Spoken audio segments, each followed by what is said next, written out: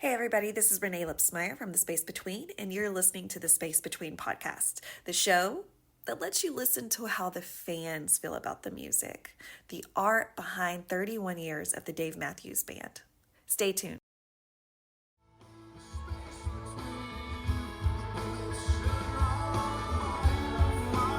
Guys, this is Renae from the Space Between podcast. So we are here in Saratoga Springs, New York, which is, of course, we're here for the Dave Matthews Band.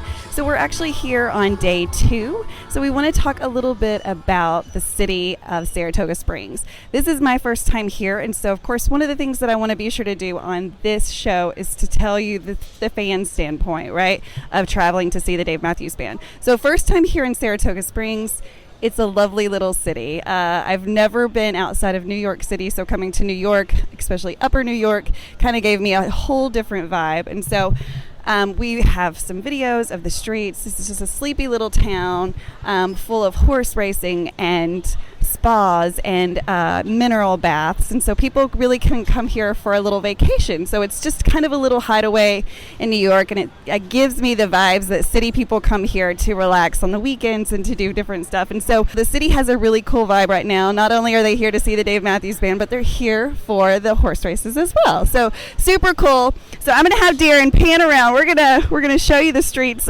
So if you look around, this is just kind of what the sleepy little town looks like. We've got different bars here that people can just kind of walk around, get some fresh food, take in some of the local shops. And so there are plenty of things here to do during the day when you're not at a concert or when you're not at the horse races. Lots of shopping, lots of eating. Again, just a sleepy town little vibe, a vacation town. So this is really a cool place to come and not only get here for the Dave Matthews Band, but to get here for just the vacation feel of Saratoga Springs. So if you're looking for that cool small town vibe, but you're close to a lot of venues and you could hit a lot of shows all at once, then definitely think about Saratoga Springs.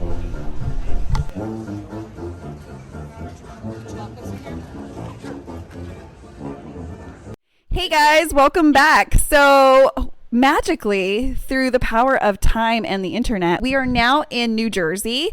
We're staying at the Miss Suzanne's beautiful home, and it's everything I would have thought it was and more, but we won't talk about that. But thank you so much for being a gracious host.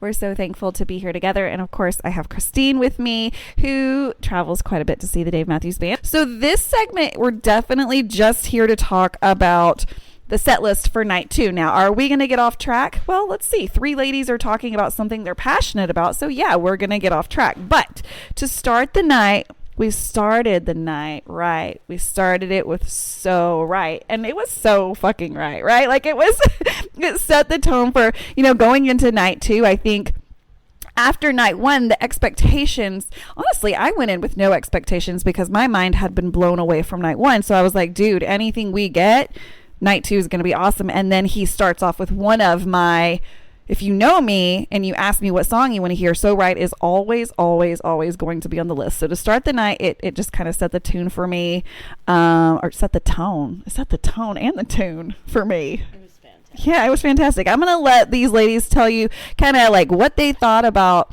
an opener like So Right, and was it so right for them? So, as you know, I was on the lawn night 2. And when they opened with So Right, it was so right. I mean, I was very excited. I was with my good friend Daniela De La Thomas, and she, amazing person.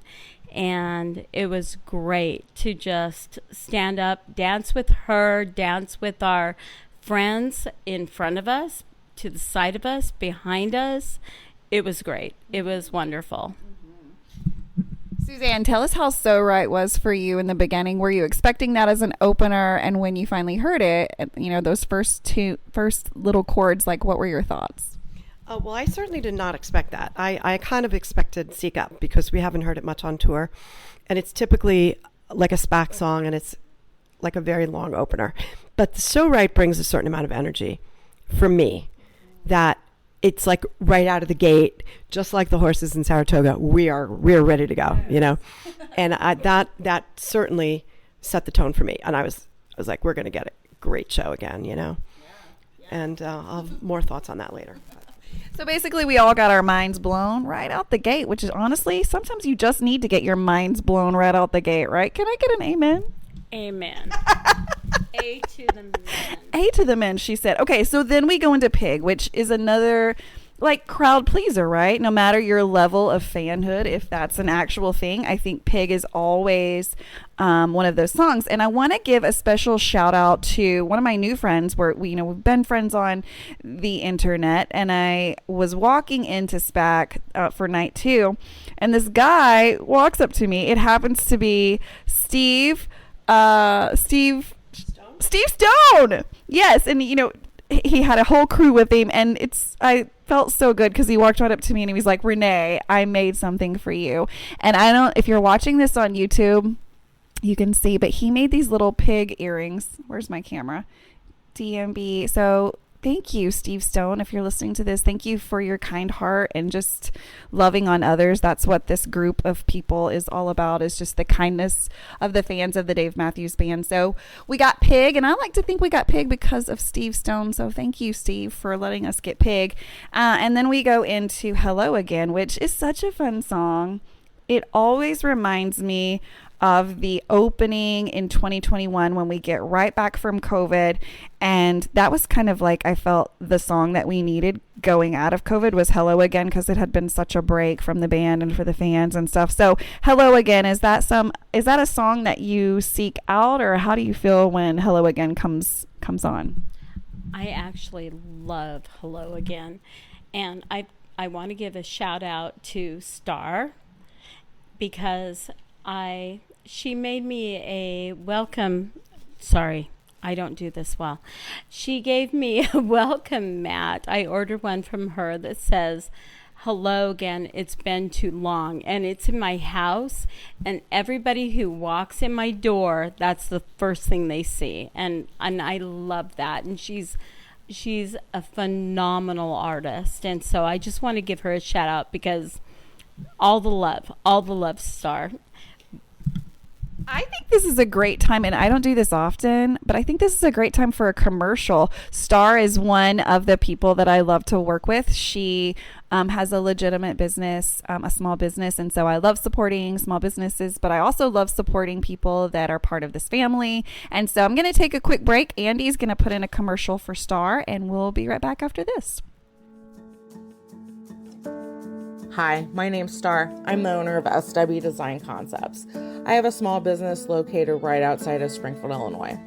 We offer several custom items for everyone on your shopping list, from timeless to trendy, classy to sassy, whatever your shopping needs are. If it's one person or if you want to order in bulk for your business, we have you covered. Our insulated drinkware is our #1 seller.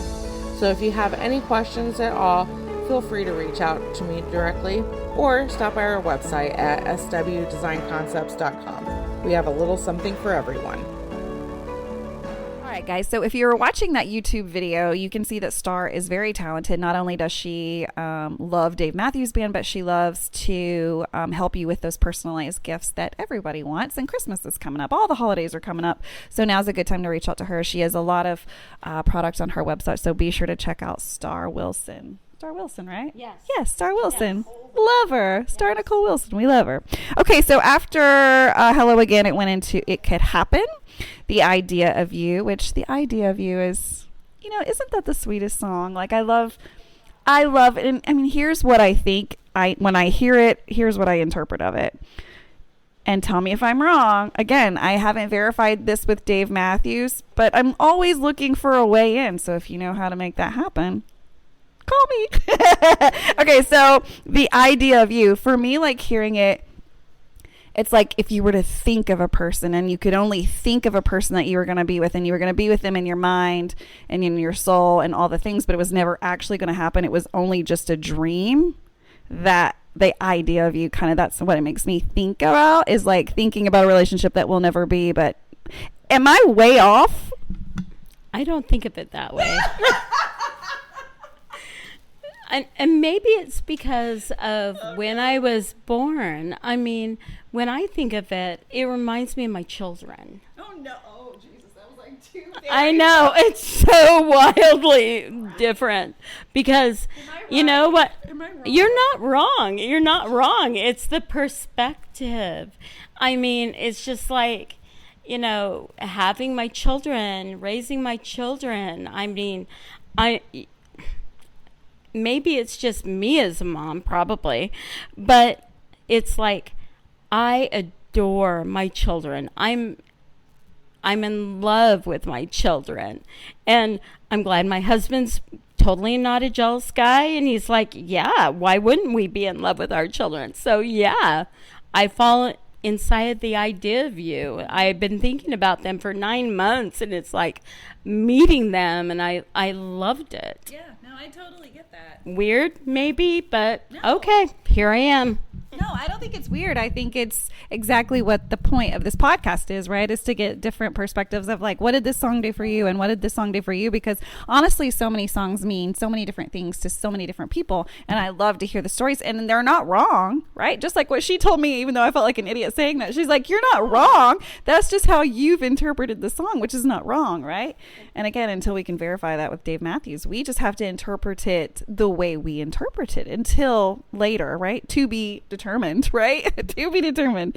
Okay, so Minarets, and I'm going to let these ladies talk about Minarets, because Minarets is a song that is older, and they've been teasing a lot with Mad Men's Eyes and Minarets, like playing those two kind of together. And so when Minarets was the next song after The Idea of You, did you think that it was kind of a fake, or did you think, okay, we're going to get it? Suzanne, what were your thoughts on that song, and how do you feel about it? I call it Madarettes, because this is the second time we've had the Madman tease into Minarets. So, I have my little nicknames now, and that has now become Madarettes for me. And I'm not the only one who agrees. But I just want to spin back to Idea of You for a minute. Dave actually wrote that song when he had a crush on his babysitter when he was a young boy. And that's kind of known. So I always think of a young guy crushing on an older girl.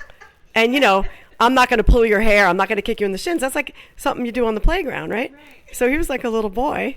And he's like, I'm not going to do that to you because I have a crush on you because you're my older babysitter. Anyway, I love that song. That's high energy. Anyway, getting back to the Madarettes. So, yeah, I love the little tease. But, Minarets, I like it because it's a very passionate song. It's actually got brutal lyrics if you listen to it. It's, it reminds me of the Gothic times when, people were tortured and beaten for sainthood and things like that. But it's also got that very Middle Eastern feel. And for me, I mean, I've visited Turkey and Morocco, and I know what minarets are.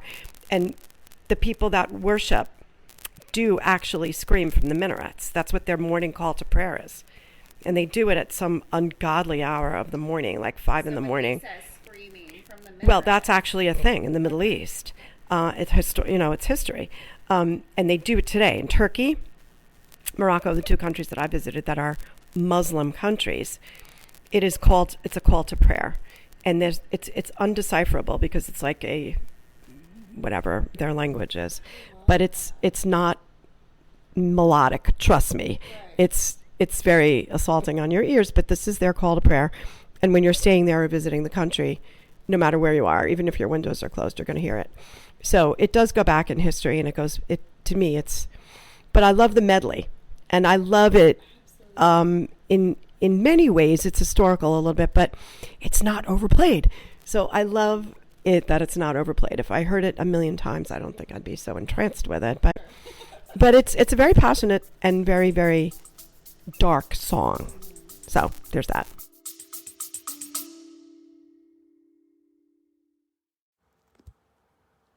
Hello, everybody. This is Dave Rich from the Eddie Casino Band out in Las Vegas.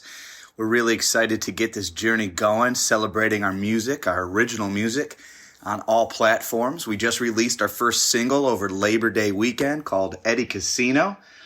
If you're looking for new music, look out for our next single coming out to Spotify, YouTube, Instagram, Apple Music. These guys in the band are really excited to get started playing music for you all. If you like Tom Petty, Zach Brown, Jason Mraz, Dave Matthews Band, Rob Thomas, Jimmy Buffett, Pink Floyd, Stapleton, Bare Naked Ladies, Goose, Billy Strings, Sting and the Police. A ton of influences that we bring to the table. Hope you enjoy our music and look forward to seeing you soon live on stage.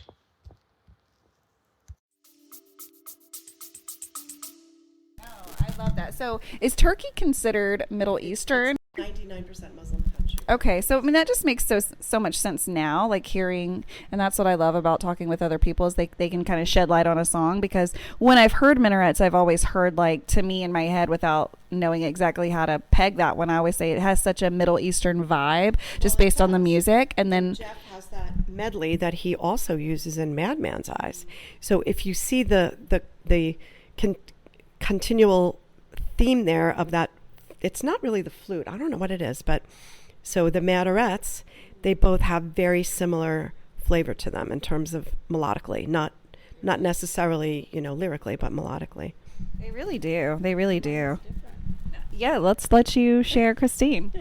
It is so different for me because even though Suzanne and I have talked about the background and where she has visited those areas, so for me, there's actually a range in not southern, but the eastern Sierras.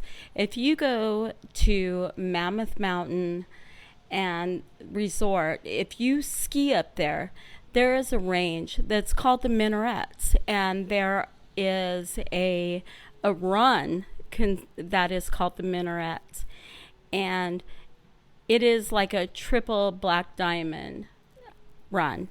And I have taken many pictures up there, and we have skied up there as a family for over 15 years, and the whole perception of screaming and being able to ascend this area is amazing, and how brutal the lyrics are, and the way you have to, like, I don't want to say sacrifice your body, but be all in is cathartic. It's all of those things. So again, it's something different to everybody. And because I have a skiing family and I come from an area of that's what we do, it's different. And I never thought about it the way that Suzanne and I have talked about it, but there's parallels. There's many parallels. I agree. And again, this is what this podcast is about, is just different opinions. So after Minarets, Walk Around the Moon. Now, if you've listened to my podcast, you know that that's one of my favorite new songs, right? Because of how I understand, or how I think I understand what the song is about, right? And when Dave wrote it, and kind of the things he's said were going on when he wrote it, and all of the things. And I'm totally into mushrooms. I'll say that. I've said it before, so why say it again? Like, it just, I love that song. So Walk Around the Moon was next. Then She. That was on a great album, 2018 Come Tomorrow album. I love that song. When I hear that, I automatically am taken back to 2018. For me, and I think it's okay to say this because it's an opinion, it's not one of my favorite songs, and that's okay. How do you feel about She? I love She. I love it. And because the reason I love She, and it's just so passionate. Mm-hmm. It's almost primally passionate. Yeah, no, and it's like somebody being wrapped up and just involved on a very primal level of love and, obsession and, involvement. Damn, okay. So there you go. I'm thinking I may need to revisit this song based on the description you just gave. I'm like, what? Primal love? My husband Let's talk about She. Okay, let's see what Suzanne, maybe I need to revisit it, which is cool. And sometimes I need to read the lyrics, which I honestly don't know the words to She. So that's probably what I'm missing, is I need to go through the words. But based on just what I hear, I don't love it. How do you feel about She, Suzanne? Well, the best part of She is that before Dave starts it, he just stands up on stage and swings his hips from side to side and puts his hand over his head and goes, la, la, la, la, like that for a couple of minutes. And you know it's coming. Well, yeah, you know it's coming. And he has said many times that when his wife first heard this song, that's what she did. She put her arms up over her head and swayed her hips and rocked her head back and forth. And that's what it reminds me of him playing that while his wife is dancing that way. Like, I don't know. But, it's, she changed the way I see the world. I think that's a gem, that lyric, She changed the way I see the world. And, it's definitely a love song, but it's just sexy. Yeah, those hips going back and forth when he nods his head and makes that hee sound. Yeah, that's a sexy bitch right there. Okay, all right. Okay, that's all I have to say about that. I'm definitely, this is on the record. Next podcast, I'm going to report back to you with a full, redo of She. I'm going to read the words. I'm going to do a deep dive into She, and she sounds like a pretty awesome bitch. So I'm going to listen. Of course she's awesome. She's captured her favorite man, right? We're not after Dave Matthews. Again, we're not after Dave Matthews. For me, if anybody wrote a song for me like that, I think I would be accomplished for the rest of my life. You heard it straight from her mouth, man. If you want Suzanne, man, you got to write her a song. My husband has always said, his friends say, how do you feel about your wife swooning over Dave Matthews? And he says, you know what? I am great with him being the warm-up team because I'm good with being the catcher. Boom. And there's that. Boom. It's not all bad just to get worked up over a man. It's not bad. That's not how I feel about it. Whatever. Okay, anyways, moving on from She. Apparently I need to revisit that. Samurai Cop. And, okay, here's the deal. Because I know my husband actually watches my podcast now. What the fuck is happening? It took this long. But thank you, babe, for watching all my episodes. This is his favorite song, Samurai Cop. And here's how I feel about it. I don't like it. So we're on two different whatever. I understand how it's a sweet song. I understand how people correlate their children to this song. I understand all of the things. It's just okay for me to go, I could write a set list and that would not make it. That's okay, right? It's okay to say that. How do you feel about Samurai Cop? I'm going to the bathroom right now. It's my B song. It is my Honey Bucket song, my bathroom song. That's where I'm going. It's a sweet song, and I'm so happy for the band for all their success, but it's cool to not love everything. Do you love Samurai Cop? I think that the words are absolutely beautiful and brilliant. It's the inception of life. But that medley is so repetitive. Oh my gosh. And it dun dun dun dun dun dun dun, dun, and after a while it's I've heard this enough. But it is, lyrically beautifully written. My favorite part of that song is when Timmy starts going off on the electric guitar, because it's changed the medley. The medley is not repeating itself over and over again. But it is, it is still a beautiful message. For sure. Yeah.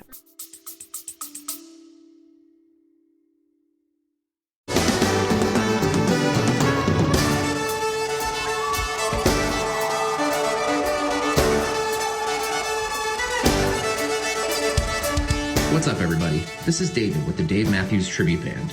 We're a nationally touring tribute to DMB, playing shows all over the country and beyond.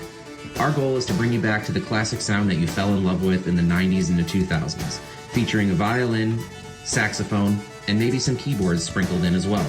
You can find out information about all of our tours and shows by visiting thedmtb.com. You can also check us out on Facebook and Instagram and other socials by searching the Dave Matthews Tribute Band or the DMTB.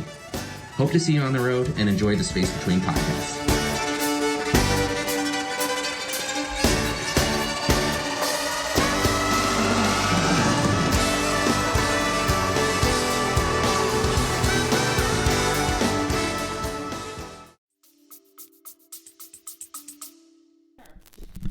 see how like life has changed for Dave Matthews, right? Like now he's writing all of these sweet songs about life, and I love all of that. Obviously, I have 4 children and I'm married, and like I love all of those things, but like that song is not my favorite Dave Matthews Band song. And that's cool to say, right? Now, Jimmy thing into Brick House. Did you hear the sigh from the other side of the room? Okay, but Brick House.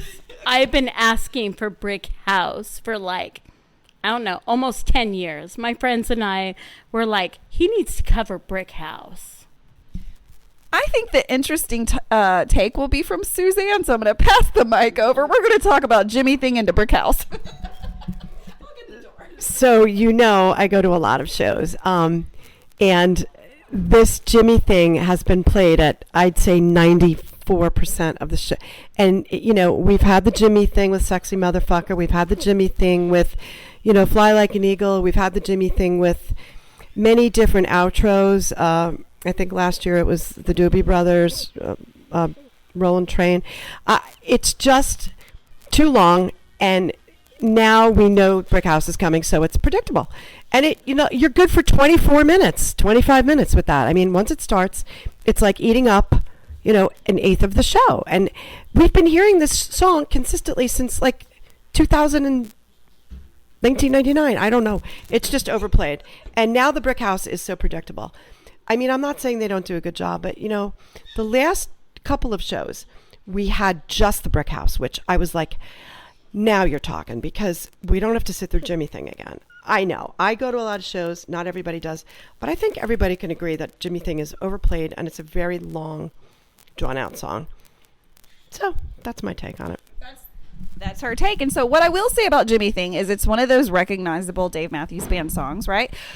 So again, I try to remember that the band does play the hits, because a lot of people that are at a venue or at a concert are not, this is not their 100th concert. This may be their second concert, and that's the song that they know. So as a businessman, you got to play the hits too, right? You can't just play all deep dive tracks, because then your people that are there for memories, for nostalgia, because people do go to concerts for nostalgia. Who hasn't gone to a concert for nostalgia? And definitely Dave Matthews Band is one of those things for a lot of people, because it brings back memories of college. And so Jimmy thing and different things, not just college, because all the things. And so Jimmy thing is one of those that's just recognizable, and it's a fan favorite.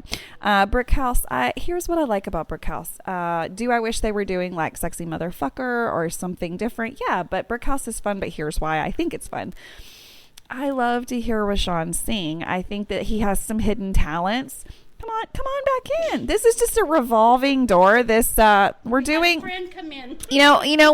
When it's Dave Matthews Band traveling, the room rotates with people. We got people in and out, and so here, welcome to the party. If you're watching this on YouTube, it's a party here. We're at Suzanne's house. How could it not be a party, right? Like, we got all the party people in place. But anyways, if you're listening to this on podcast, well, just know that you can watch it on YouTube, and you can see us acting all crazy and all that shit. So Cornbread, here's where I want to take a pause. So there was a light pause between Brick House and Cornbread, and here's why. They brought a guest out. Now, I will be completely honest. I wasn't exactly for sure who it was when he walked out, but who did walk out was Joe Lawler, who is, not only an amazing musician, but he has had a career for years in music, and for the last 14 years he's been traveling exclusively with the Dave Matthews Band as their live recording engineer and archivist. So he's amazing. He played Cornbread in a way that I've never quite heard before. I mean, he's done it before. There are YouTube videos of him doing Cornbread with the band. It was just really, really good. I know Cornbread doesn't always satisfy everyone's needs. It always satisfies my needs, because I mean, oof, what a fucking sexy song, right? Like, oh damn.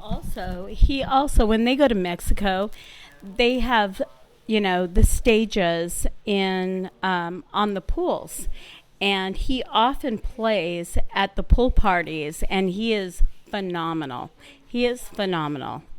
I mean, if you don't know about Joe Lawler, just definitely you can Google him because he's that big. I mean, he went to Berklee College of Music. I mean, he started a lot of bands. If you've ever heard of a band, I think it was Egypt.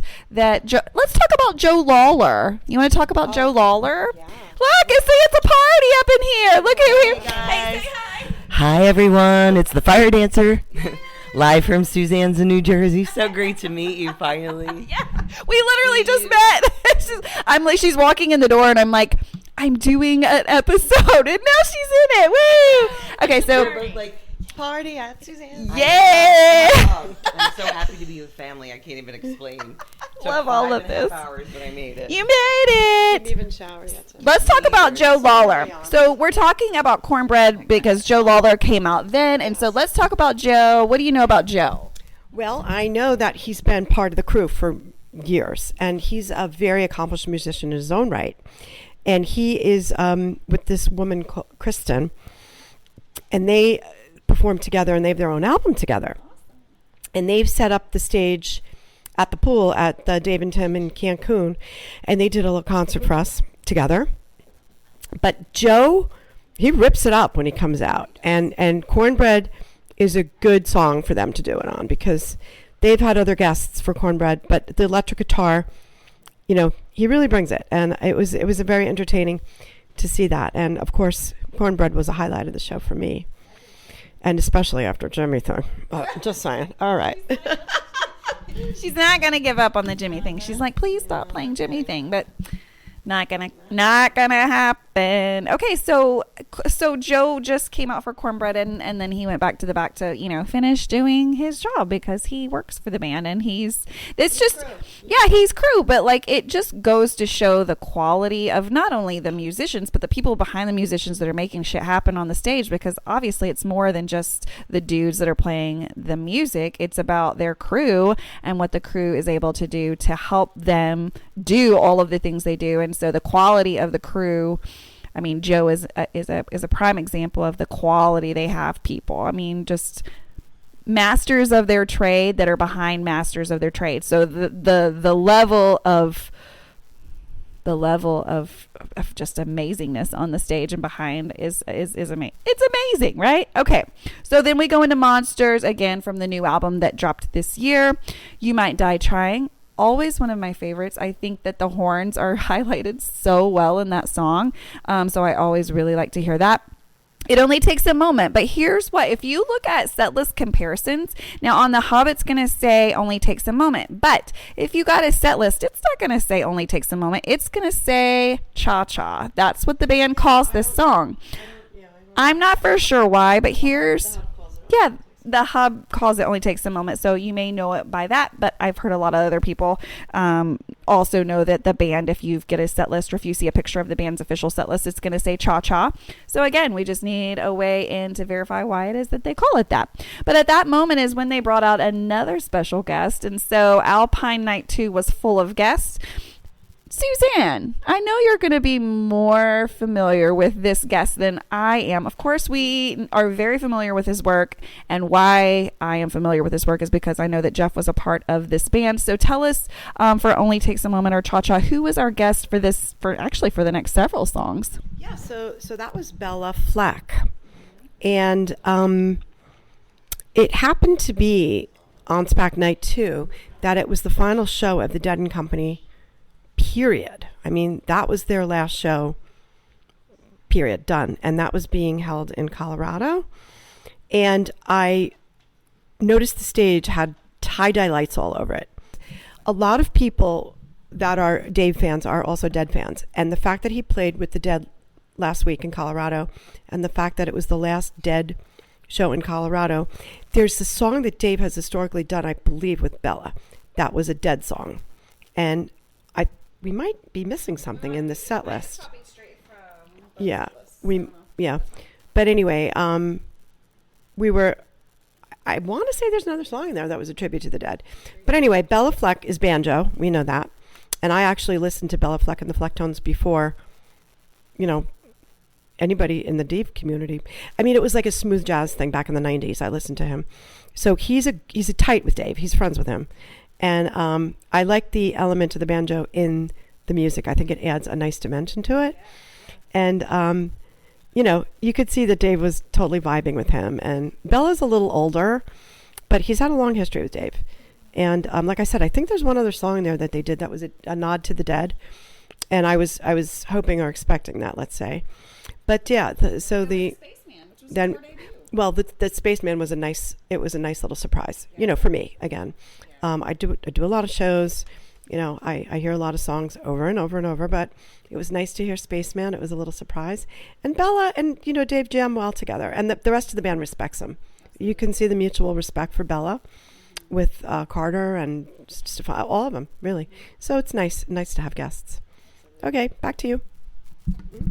So Spaceman was definitely one that I have a couple of bracelets that no matter what I wear, one of them says the Hogs love DMB, which if you don't know what the Hogs are, that's Arkansas.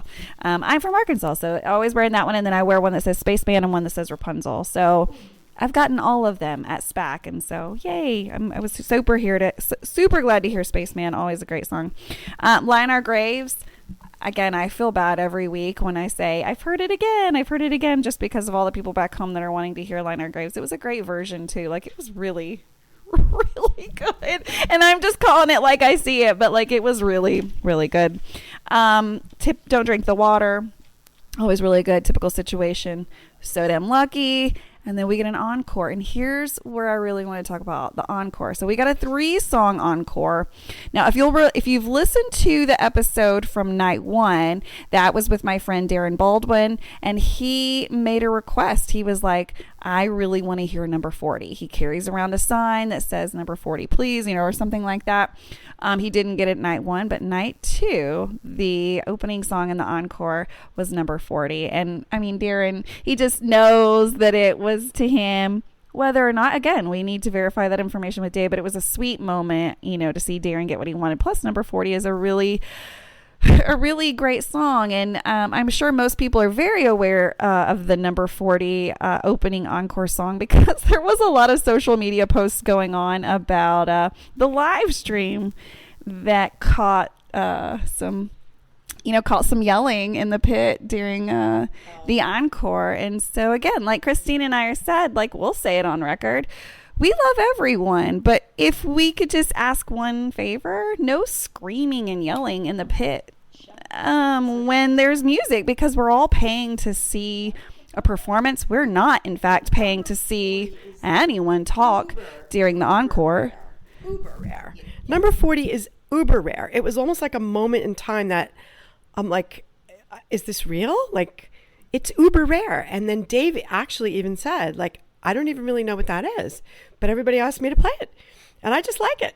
And I've typically known that as the intro to One Sweet World, but you never hear that, and it was so rare. And for people to be talking, and I think Darren really did get it because he requested it, and Dave sees him all the time, and that's just like one of the things about this band, that it's like a magic moment can really happen. He requested, and he got it, and it's just like, wow, we haven't heard that. I'd have to look up the stats, but that is uber rare. So it was really great. Really exciting. Do you have any thoughts on number 40 and when it was being played? Were you surprised?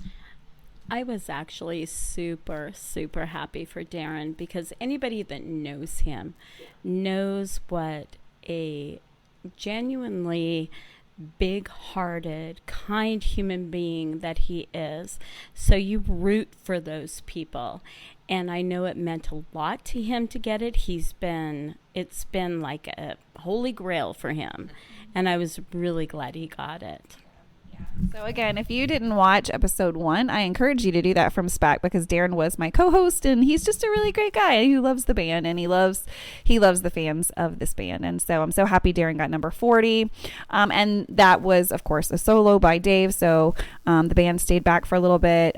Dave came out, sang number 40, sang after that Funny How Time Slips Away, which is just sweet, just a sweet, sweet song. And then the full band came out and closed with Gray Street. So we got a total of 23 songs. songs for Alpine Night 2. Only, well, I guess two tour debuts. We want to count Spaceman was the first time it was played in 2023. And then, of course, Number 40 was the first time it was played in 2023. So ultimately, on Night 2, we got 2 tour debuts. And that is a tongue twister. Can you say it 5 times really fast? Tour 2. 2 tour date debuts. That is really tough to say, so it's not just me.